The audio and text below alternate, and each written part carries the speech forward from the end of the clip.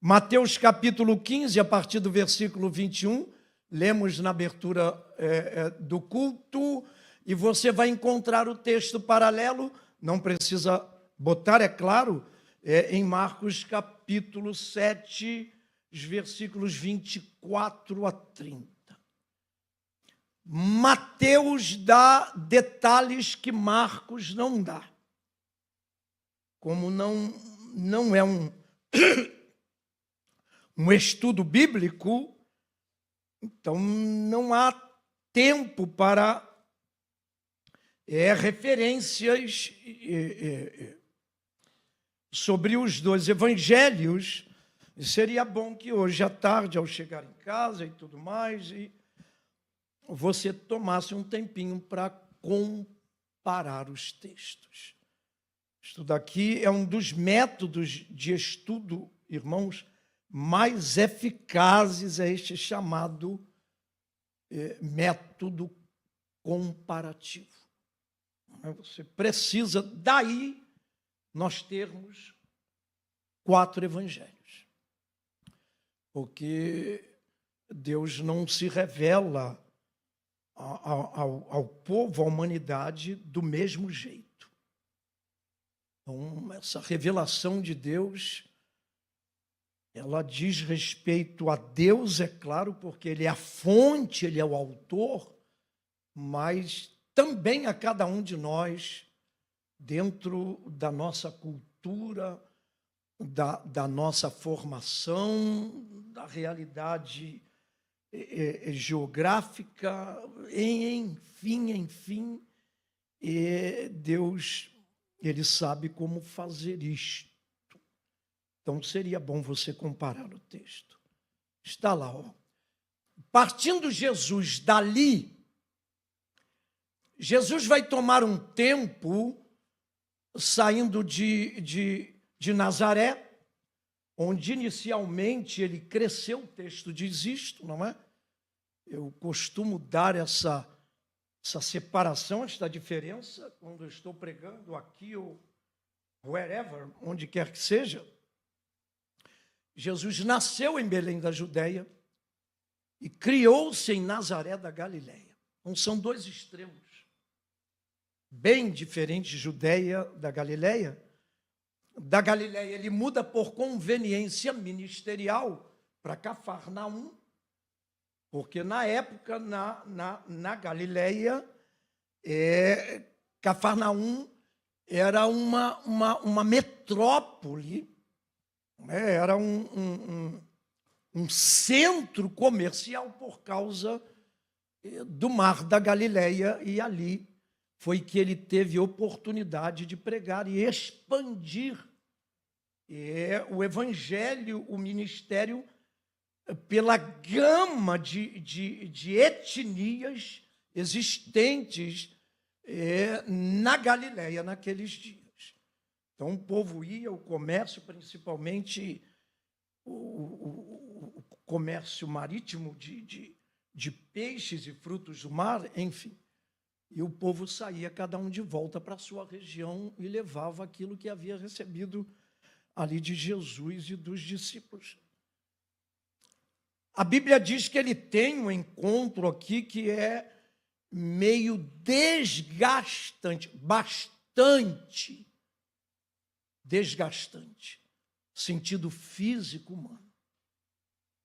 É aqui que ele vai ter experiências muito desagradáveis, e então a Bíblia diz que ele vai se dirigir para Tiberíades, uma outra margem do mar da Galileia, diferente da margem de Cafarnaum.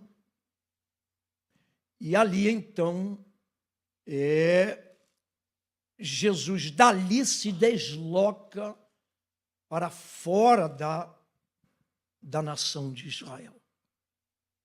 Como eu disse no início, entra em Tiro e Sidom, que não é a mesma região exata de hoje.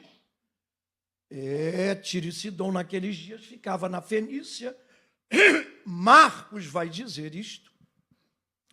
esta mulher que nós chamamos aqui de a mulher cananeia, Marcos chama de a mulher sírio-fenícia, por causa da região da nação, do país, o que hoje é exatamente o Líbano. Mas vejam comigo aqui, partindo Jesus dali. Então você sabe agora o que quer dizer dali. Foi para as partes de Tiro e de Sidom, 22.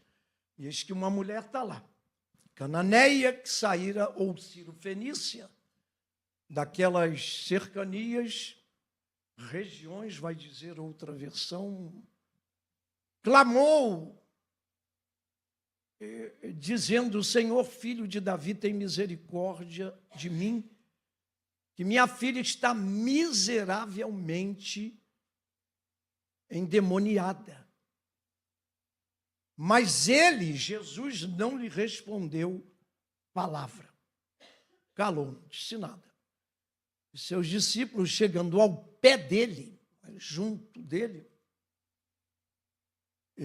rogaram-lhe, dizendo: despede a que vem gritando atrás de nós. Gente se incomoda com tudo, né? E ele respondendo disse: eu não fui enviado senão as ovelhas perdidas da casa de Israel.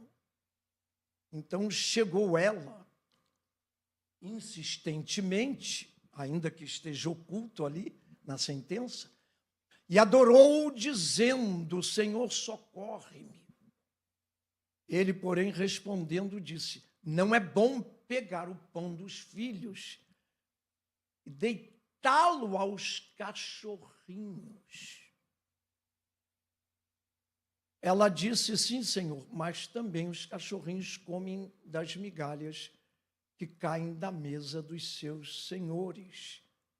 28. Então respondeu Jesus e disse-lhe: ó mulher, grande é a tua fé. Seja isso feito para contigo como tu desejas. Desde aquele dia, a sua filha ficou sã. Senhor, obrigado mais uma vez por tua palavra, Senhor. Ó Deus, te pedimos agora que tu a reveles a cada um de nós. Que a tua palavra seja aberta diante de nós, que recebamos de ti, tão somente de ti, a direção, a revelação que precisamos para transmiti-la àqueles que nos ouvem, Senhor, presenciais, online. Ó Deus, e como sempre oramos, unge neste momento os ouvidos, as mentes, os corações dos que ouvem e os lábios do que fala. Eu oro, Deus e Pai, grato em nome de Jesus. Amém. Põe Hebreus capítulo 4, por favor, aí, e o versículo 15. Vejam lá conosco, Hebreus 4,15. Porque não temos um sumo sacerdote, Jesus, que não possa compadecer das nossas fraquezas, porém um que, como nós, em tudo foi tentado, mas sem pecado. Este, na verdade, é um texto onde a natureza humana de Jesus recebe atenção, recebe destaque. Então vejam o que diz o autor da carta aos Hebreus sobre o fato desta experiência humana vivida pelo Senhor Jesus com respeito a conhecer, a saber o que é ou o que são as fraquezas do ser humano. Ele as viveu, ele as experimentou, contudo, é claro, o versículo vai terminar dizendo que sem pecado. Ele não cedeu àquelas que podem, em meio a algum tipo de fraqueza, nos conduzir a pecar. Mas ele experimentou fraqueza em sua natureza humana. O texto que está diante de nós vai começar o versículo 21, obrigado lá pelo capítulo 4:15 de Hebreus. Vai nos mostrar, irmãos, nos revelar, eu vou ser bem sucinto aqui, a realidade, a necessidade que cada um de nós, ser humano, tem de um período, de um momento, de um tempo sabático. A Bíblia se refere a isto aqui quando fala sobre Jesus. Nós precisamos, sem excesso, sem exagero, porque, é claro, há responsabilidades, há atribuições que precisam ser olhadas, consideradas, responsabilidades e, é claro, bills a serem pagos, mas nós precisamos levar isto em conta. Jesus levou.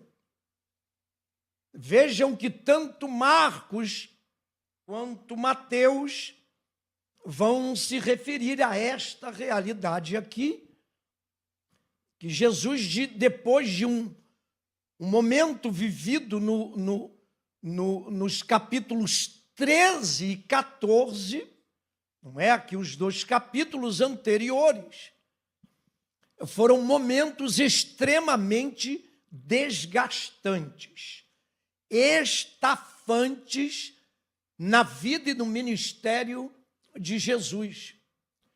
Ele tem aqui, irmãos, conflitos, ele tem aqui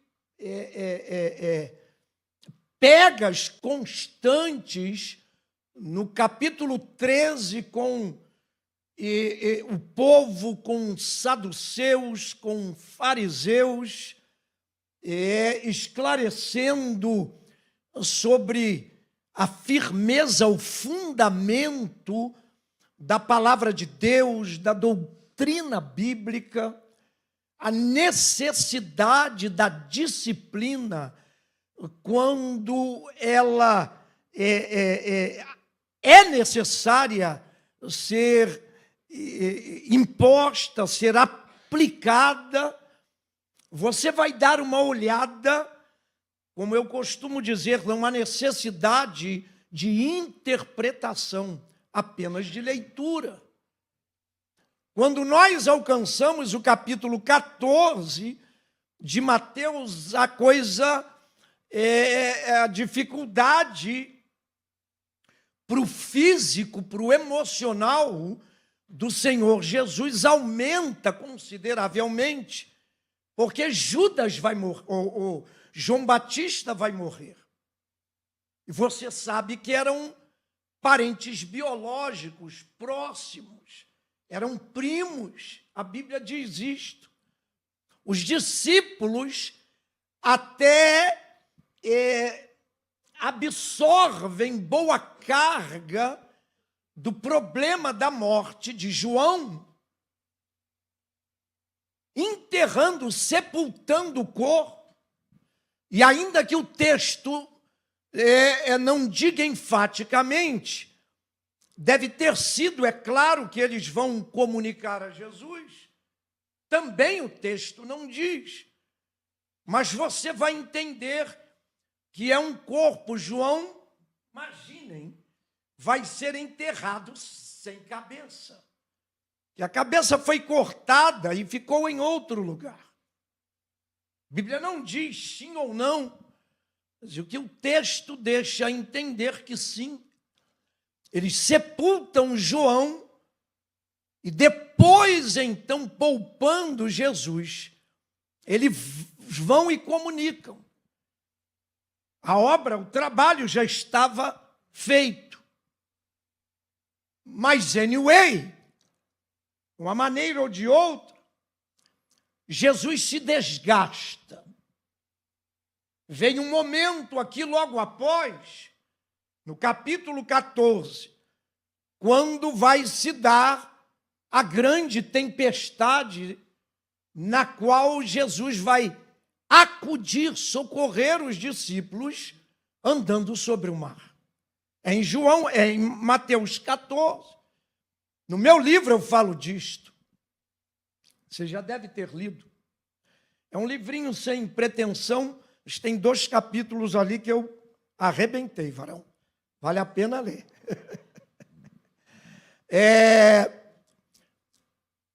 Jesus passa para outra margem. Ele já não está na mesma margem onde tudo vai acontecer aqui, e ele se dirige ao capítulo 15. E ao chegar na outra margem, ele vai sair das terras de Israel, é o que diz o texto. E partindo dali, foi para as partes de Tiro e de Sidom. É marcante isso daqui, como eu disse no início na leitura, Mateus é mais detalhado nesta história aqui. Marcos traz coisas importantes aqui, como, por exemplo, Marcos vai dizer que Jesus, saindo para as partes de Tiro e de Sidom, escutem, entrou numa casa e não queria que ninguém o soubesse. É o que vai dizer Marcos capítulo 7. Foi uma coisa meio sorrateira. Ele sai na surdina, na calada, com certeza, irmãos, para ter um tempo de refrigério, de descanso. Jesus passava, o que alguns às vezes não lembram, por momentos aflitivos, como diz de novo Hebreus 4,15, por tudo aquilo que você passa, eu passo. Com a diferença que não pecava, não cedeu ao pecado, mas experimentou. Isaías 53 vai dizer que Jesus foi homem de dores. Ele experimentou dores que nós experimentamos. Jesus sai para esta região aqui sem nenhum aviso prévio, sem nenhum comunicado. Ele vai para ter um tempo aqui sabático, um tempo de descanso, porque isto faz parte da natureza humana, irmãos. Nós deveríamos respeitar isto algumas vezes, mais vezes, e lembrando que não somos biônicos, super-homens, nós desgastamos, nós cansamos. Jesus, certa ocasião, depois de enviar os seus discípulos de 2 em 2, para pregarem o evangelho dentro das terras de Israel, ele vai dizer o mesmo que diz aqui a esta senhora, a mulher Ciro-fenícia, ordena os discípulos para saírem e pregarem o evangelho apenas dentro dos limites da nação de Israel, não se ausentarem, porque ele disse que o evangelho, como Jesus vai dizer aqui, deveria ser pregado primeiro às ovelhas perdidas da casa de Israel. E os discípulos, quando voltam, eles são em número de 70, eles saem de 2 em 2. Jesus percebe que eles voltam cansados e estafados. Escutem. E Jesus, diz o texto, vai chamá-los a um lugar à parte, separado apenas com eles, com a igreja já nos seus primórdios, no seu embrião, não é? E abre-se um parêntese aqui, irmãos, há coisas que só o salvo pode participar. Fecha o parênteses e ponto final. Jesus chama-os à parte. Ímpio não vem. Quem não é batizado não participa. Quem não tem salvação não entra. E a Bíblia vai dizer que Jesus, chamando-os à parte, separado, disse: vinde aqui agora a um lugar à parte e descansai.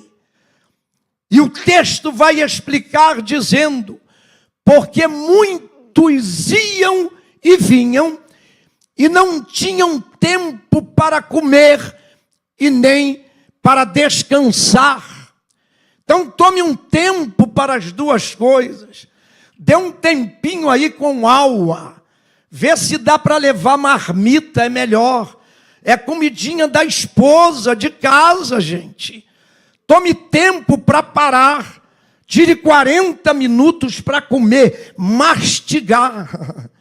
Vai ver quantas mastigações você precisa dar em cada colherada para facilitar a digestão. E não fica... Para voltar para ganhar grana.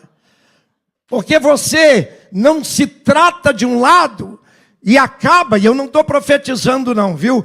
Acaba gastando no médico. Jesus tem esta preocupação. É interessante, irmãos, que o texto não vai dizer, ainda que pudesse ter acontecido, você vai ler. Ele foi para as partes de Tiro e de Sidom, a antiga Fenícia, hoje o Líbano.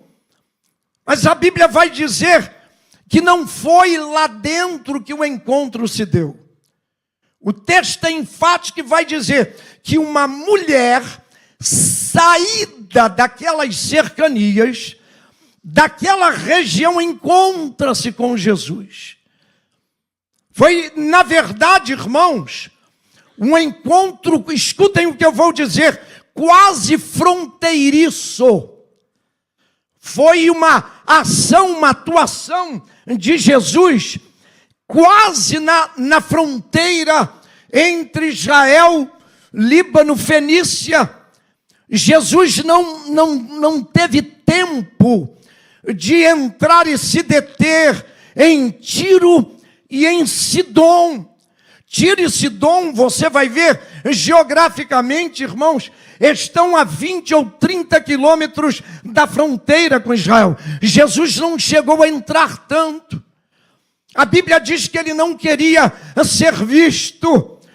Isto possivelmente aconteceu no limite, na fronteira, uma resposta de Deus que chegou àquela mulher, àquela senhora, quando ela já estava no limite, estava para acabar tudo. Deus faz isto, quem sabe nesta manhã, você aqui, você que nos acompanha, esteja no limite, na fronteira de alguma situação, alguma circunstância na tua vida, na família, no casamento, na saúde, nas finanças, não importa. Deus chega, irmãos, exatamente quando eu preciso. Louvado é o nome do Senhor.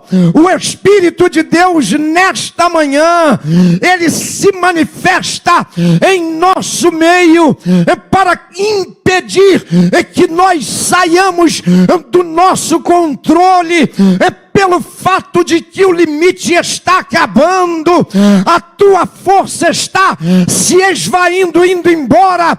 Se prepare, porque assim diz o Senhor: Deus vai entrar na tua casa, Deus vai entrar na tua vida, nos teus negócios, e a resposta que você necessita de Deus vai se dar a teu favor.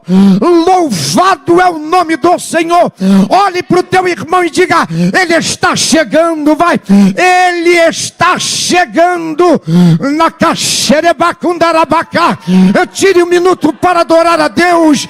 Eu quero declarar esta manhã que a operação sobrenatural de Deus não vai te deixar atravessar esta fronteira e chegar ao cúmulo do desespero.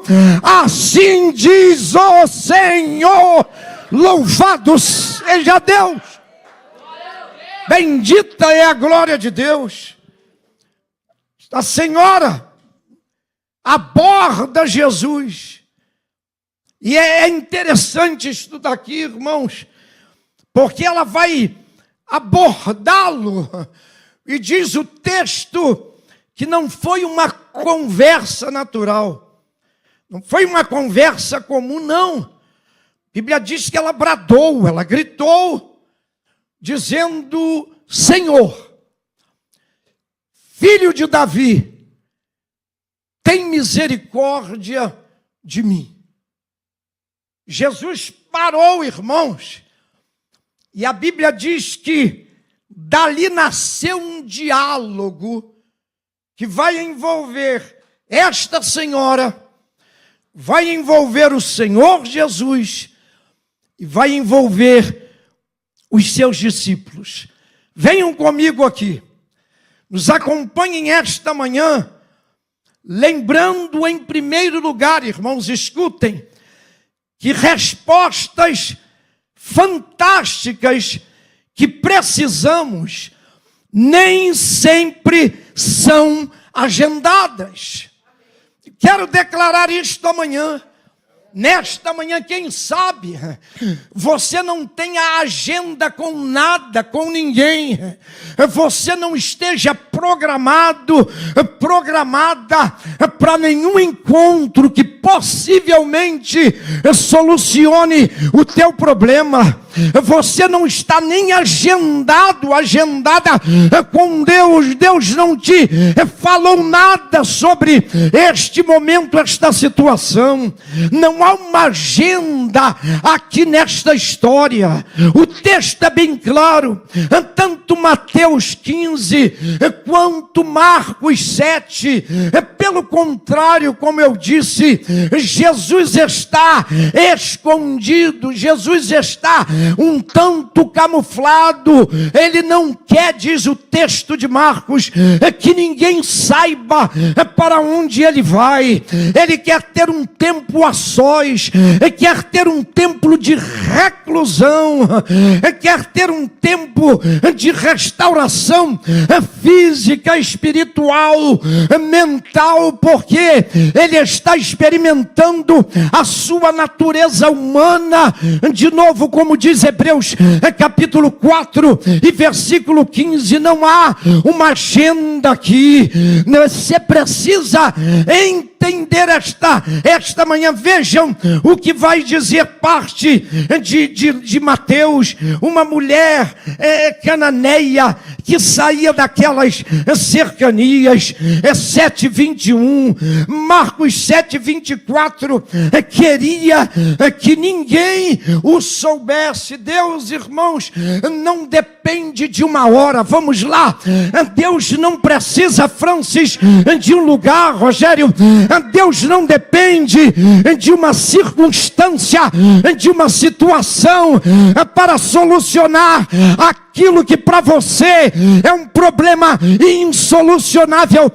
Deus, nesta manhã, é poderoso, todo poderoso, para te encontrar na fronteira onde você está e livrar os teus pés do laço e te dar a resposta que vai te salvar.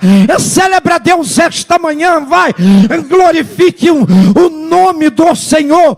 Não importa se a agenda, não importa o lugar, não importa nem quem é.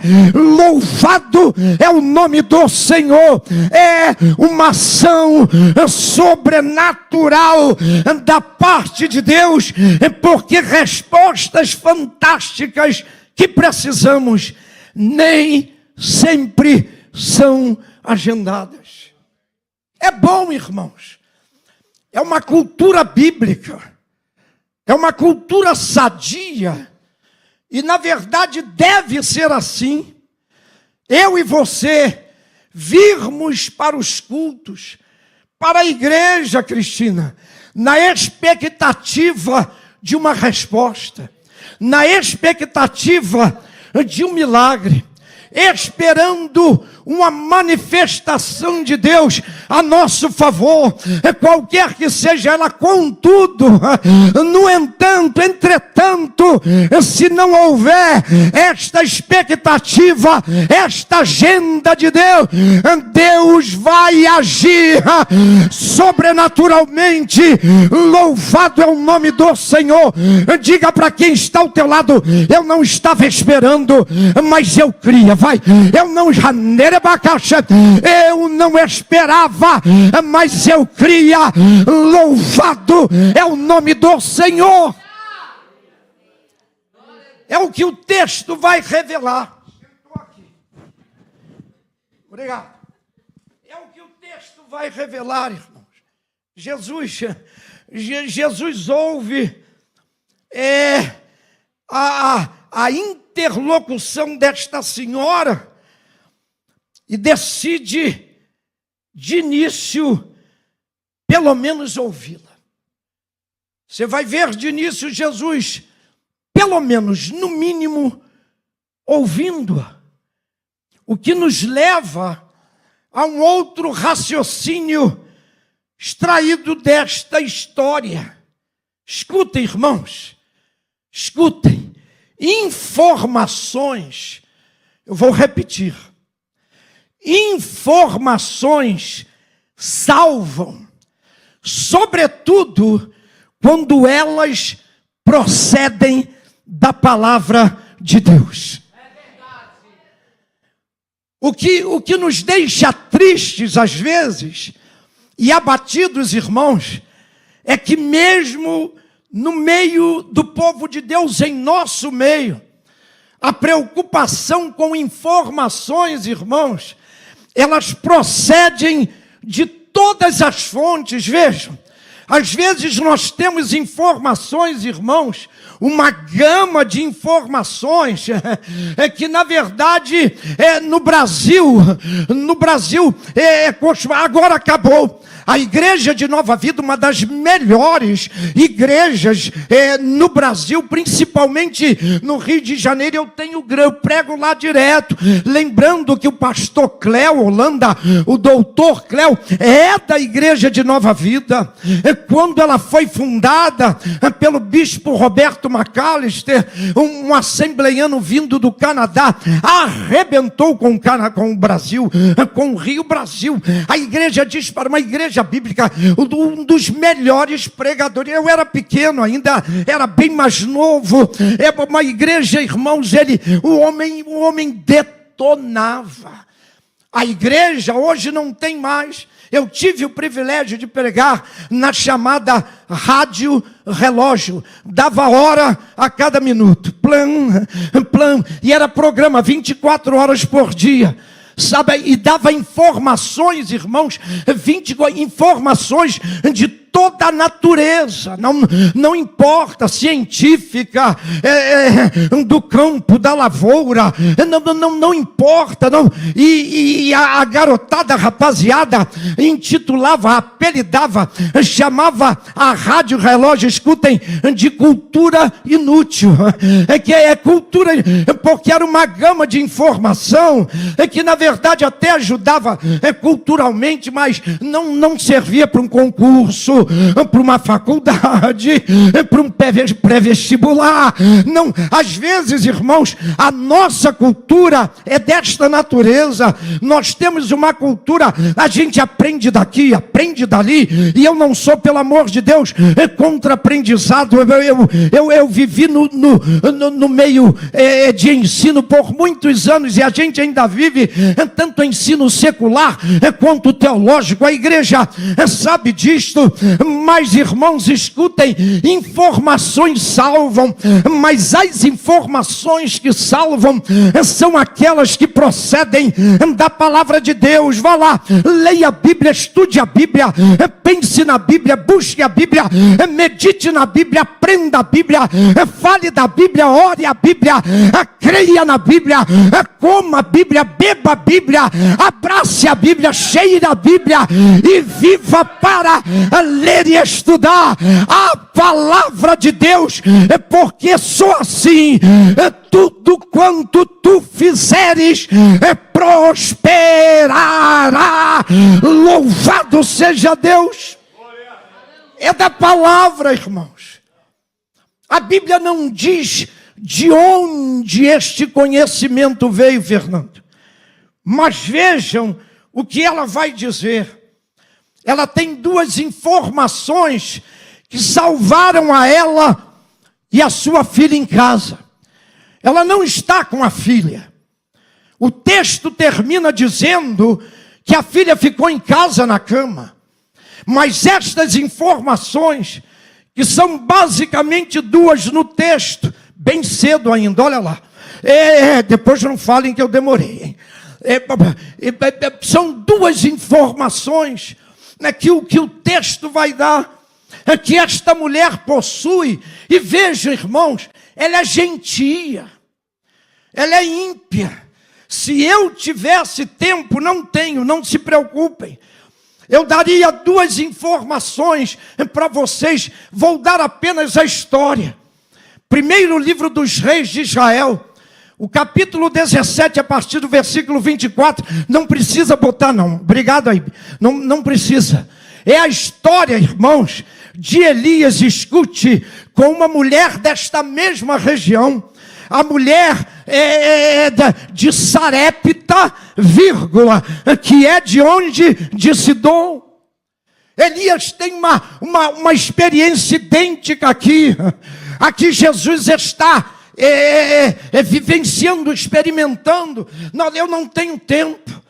Por outro lado, irmãos, Ezequiel capítulo 27, ou 24, ou 28, perdão, vai dizer que esta região aqui, de onde esta senhora procede, é uma região amaldiçoada profeticamente.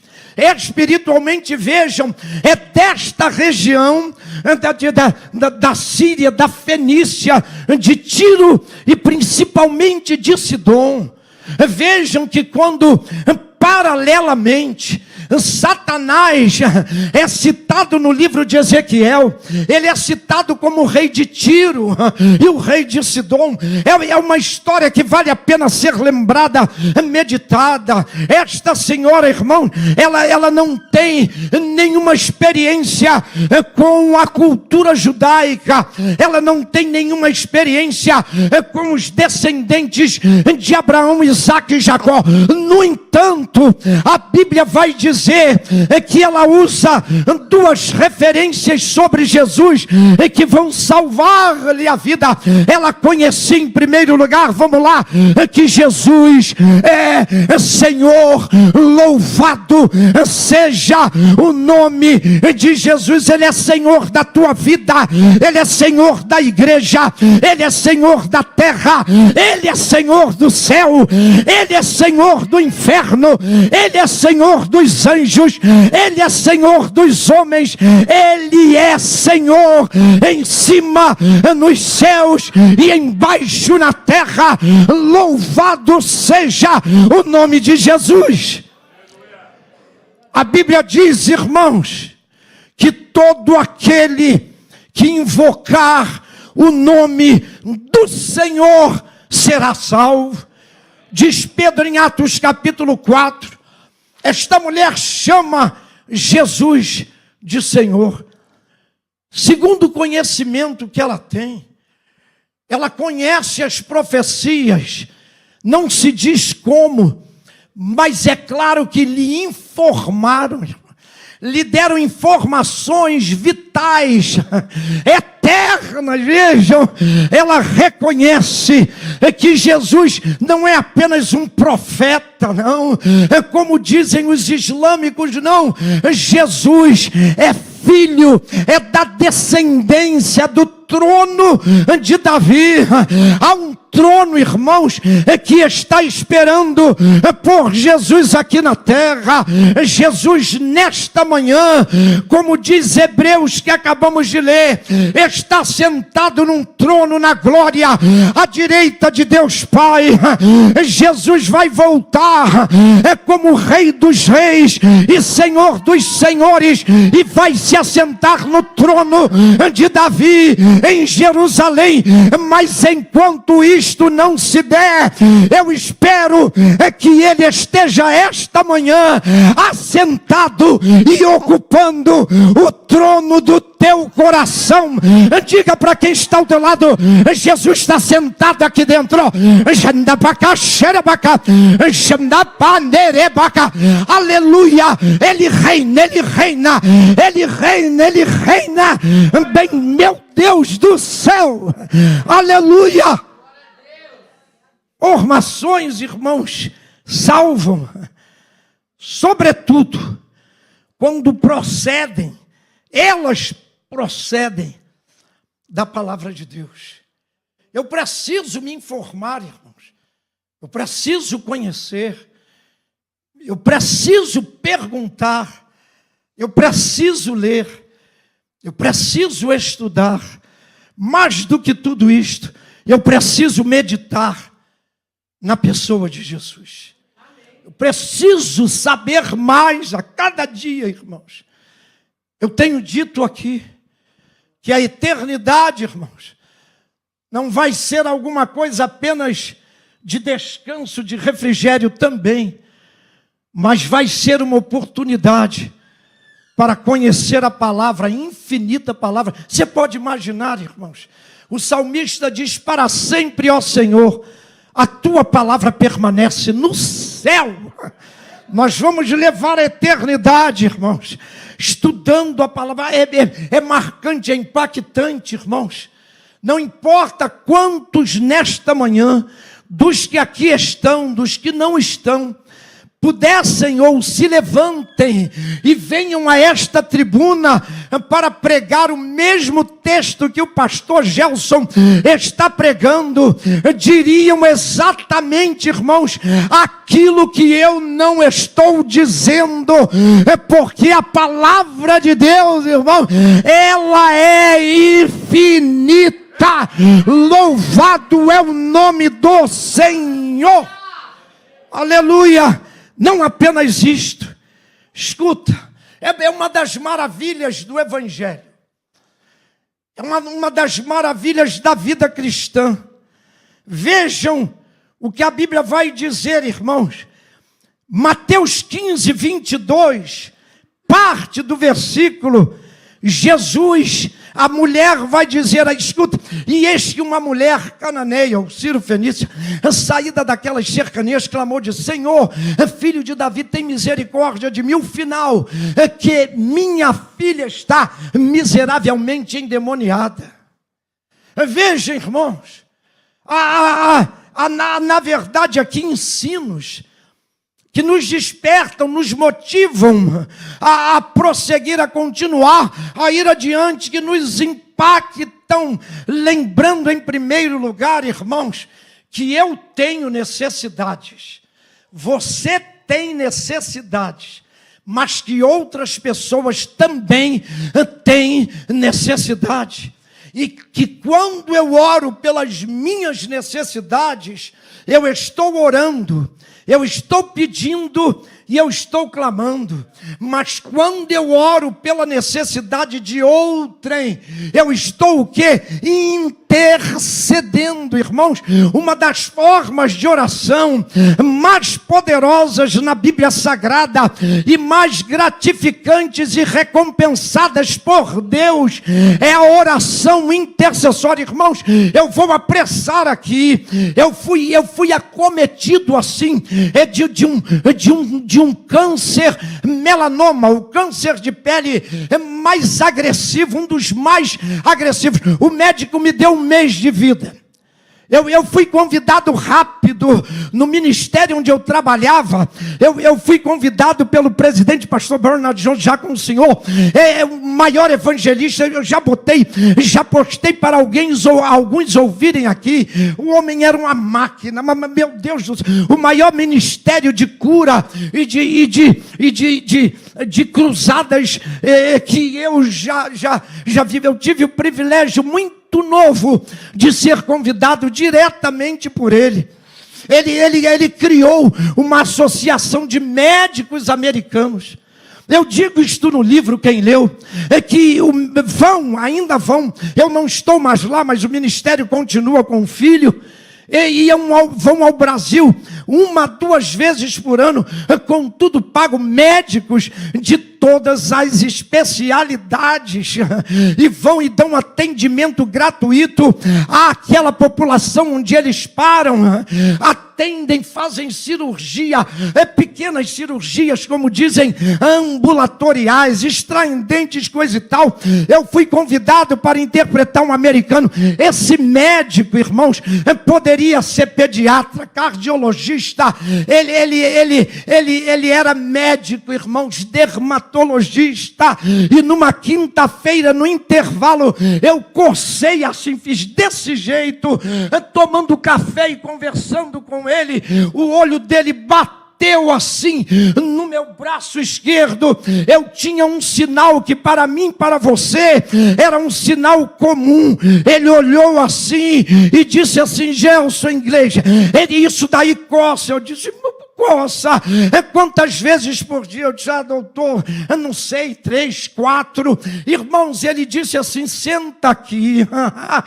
Pegou um bisturi elétrico, pegou um chumaço de algodão, pegou éter, esfregou, pegou uma toalha, botou entre os meus dentes e assim: bite, just bite, e pegou o bisturi elétrico e foi afundando. Irmãos, ele salvou a minha vida.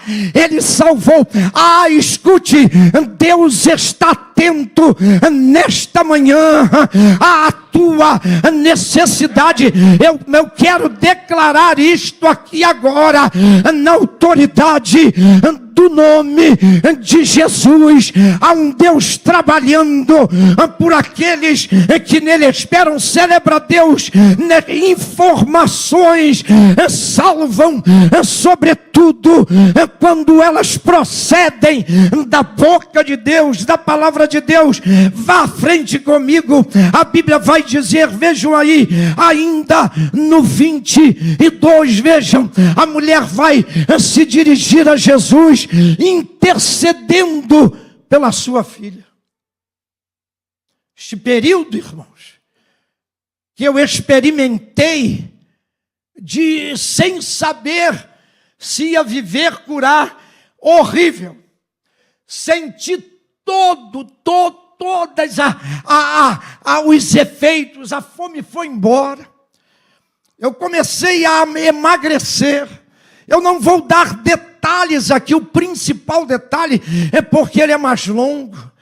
Como este negócio aqui foi conquistado. Tem gente, irmão, peraí, que decide a parar com a vida, decide a parar com um projeto.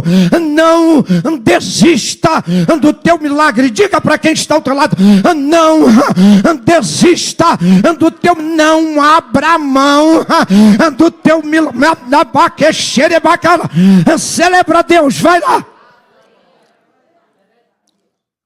Deus, irmãos, ele trabalha, escutem, sincronizado. Nesta expectativa de ele é médico americano da Califórnia. Eu fiz contato com ele no Piauí, na Cruzada dos Médicos. Com ele mais uma vez por telefone do Rio, e acabou. Eu não tinha nada que me desse garantias. Ele não me receitou remédio, e nada. É incrível que Cristo pegou os sintomas, irmãos. Os sintomas vieram, cada um deles. Eu sei o que é. Cada um deles. E nesta mesma época, escutem, que eu quero dar uma dica para você. Me veio às mãos um livro do maior evangelista de cura desta nação. Tive o privilégio de conhecê-lo pessoalmente, Oral Roberts.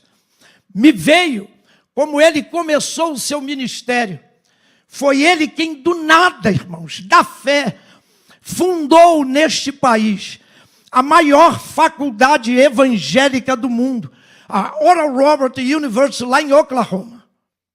Fantástica. Os grandes pregadores desta nação e de outras nações são formados na Oral Roberts. Eu peguei aquele livro, irmãos, e um dos capítulos, porque era o seu ministério de cura, ele ensinava o seguinte: você quer reforçar a tua cura, a resposta para a tua cura e o teu problema que você está vivenciando, e ele dava o nome dos problemas, das dificuldades, aflições, enfermidades.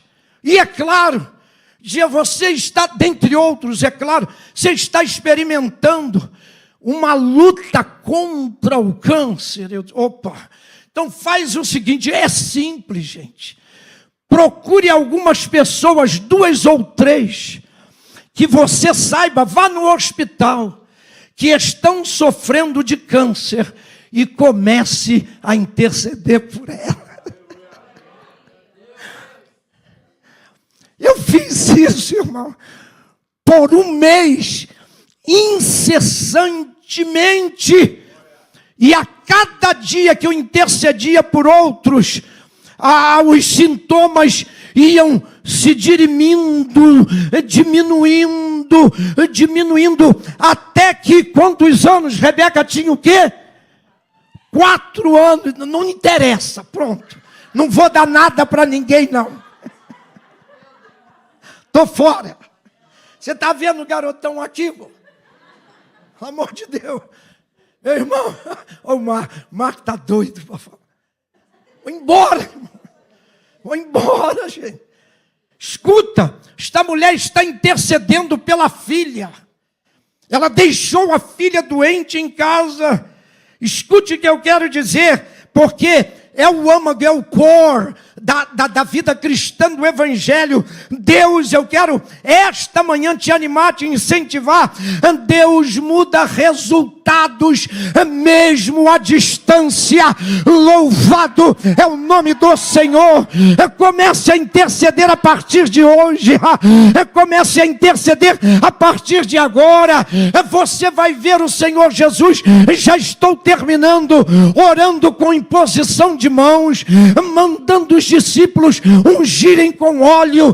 Contudo, você vai ver outras vezes Jesus declarando a resposta, a cura, sem nem estar naquele lugar. O teu Deus é Deus de perto e é Deus de longe. Louvado é o nome do Senhor. Escute, irmãos, eu termino aqui. É interessante, escute aqui. O que é que nesta manhã, porque é o destaque desta história, poderia ou está te parando? Veja lá, escreva, anote aí só para você analise. O que é que nesta noite, nesta manhã, é um obstáculo, uma barreira à tua resposta? O quê? Vejam, irmãos, quais são os obstáculos que esta senhora tem. Vejam comigo aqui, se no lugar dela você pararia ou iria adiante. Se você insistiria no teu milagre ou desistiria dele. Vejam lá, em primeiro lugar, versículo 23, a Bíblia fala, irmãos, que como barreira, obstáculo na vida da mulher Ciro-fenícia havia, escutem, o silêncio de Jesus. Você algumas vezes não se acha sozinho, sozinha. Quantas vezes eu e você já pensamos que Deus se ensurdeceu, que Deus parou, que Deus calou, olha lá, mas não lhe respondeu. A palavra, você pode entender um Deus mudo a teu respeito, um Deus calado a teu respeito. Você crê assim nesta manhã que a resposta de Deus está tardando, porque Deus não está ouvindo esta mulher clamar e Jesus não lhe dá uma palavra, ele não lhe respondeu palavra. O segundo obstáculo, vejo aqui, a impaciência dos discípulos. Vejam, eles se incomodam e dizem: Senhor, manda calar. Ela está. Quantas vezes você já foi desmotivado? Larga isso, cabra. Sai fora dela. Isso não vai para frente. É hora de barrar, é hora de parar, é hora de se levantar, é hora de crer, irmãos, que Deus não apenas ouve a nossa oração, Ele responde a nossa oração. É hora de ensurdecer, fechar os ouvidos para quem está declarando impossível. É quando a Bíblia diz que tudo é possível ao que crê. Louvado é o nome do Senhor. Terceiro obstáculo, veja. Há um aqui que não é dela, dos discípulos. Veja, irmãos, a prioridade do Evangelho. Não é bom saber, não tem como dizem, você vai, pega o texto, pelo amor de Deus, e faz a exegese, a análise dele. O texto não está dizendo em absoluto que Jesus está negando nada a esta mulher. Não existe isso no texto. O que o texto está dizendo é que Jesus está estabelecendo aqui, escutem, uma prioridade. Não está negando, não está no texto. Jesus negou. Jesus disse não. Ele vai dizer para os discípulos, não para ela: eu não fui enviado, senão as ovelhas perdidas. Não é para ela. Caso contrário, eu poria aqui. O que Jesus está estabelecendo aqui é uma prioridade. Quem é a prioridade aqui nos primórdios da igreja? Os judeus, Samuel. A Bíblia diz, João diz que ele veio para os que eram seus e os seus não receberam. Jesus não está dizendo que, em primeiro, prioridade, as ovelhas perdidas da casa de Israel. Depois, hoje o Evangelho, irmãos, o Evangelho transcende barreiras, o Evangelho é universal, ele veio buscar e salvar o que se havia perdido. Esta mulher, de alguma maneira, entende isto, quando Jesus, em João capítulo 11, na morte e ressurreição de Lázaro, se detém 2 dias onde ele estava, depois de receber o comunicado que Lázaro, seu amigo, estava doente. Ele não negou coisa nenhuma a Marta e a Maria. A prioridade na hora, escute, não era Lázaro, eram as ovelhas a quem ele estava pregando. Quando ele acaba aquela obra, ele vem para Betânia. E escute, irmãos, eu e você, eu sei disso, não podemos nos preocupar a que grau, a que nível, a que estágio o problema chegou. Jesus Cristo é o mesmo, vamos lá, hoje, ontem e eternamente.